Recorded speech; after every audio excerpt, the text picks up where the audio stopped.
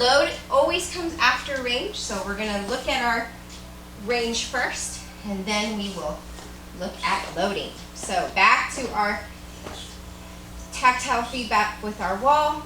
So we're just going to side bend. You can bring your arms down alongside to start. Hug if you like to hug.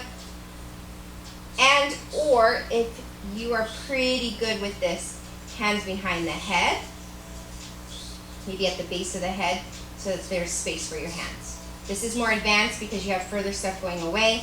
When our arms go up, stuff here can come along for the ride, which we don't want, especially because we're working on lateral flexion. So all we're going to do is laterally flex, and both scapula, both sides of the ribs should stay against the wall. This is very tricky because most people end up like that.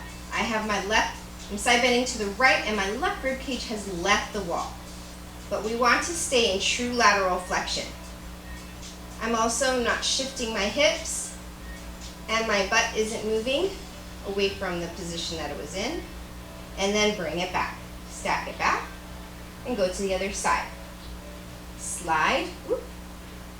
Slide, slide, slide. Where's your rib cage? Where's your scapula? Sometimes even the scapula is away. Scapula, everybody is exactly where it was, just side bend it.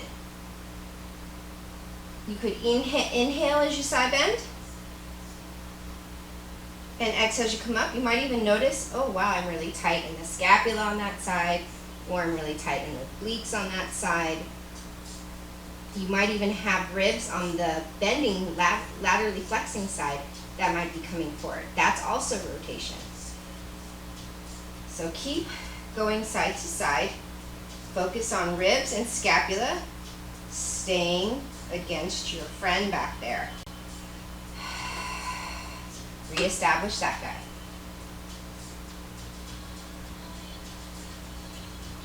And bring it back. I'm going to go ahead and show you a different view.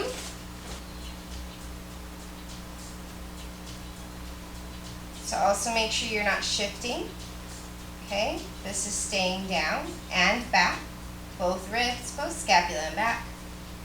You can keep your hands on your ribs too. You feel one leaving. Sometimes my left likes to leave the wall.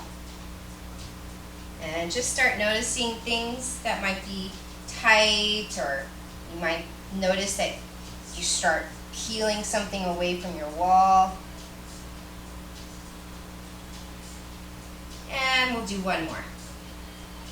Now, if you're happy with your ranges, then go ahead. If you're happy and you can control your ranges, I should say, then go ahead and grab the band. If you're still struggling with finding yourself rotated and rotating and unable to control it as you go, I would suggest not using the band until you get better control of that.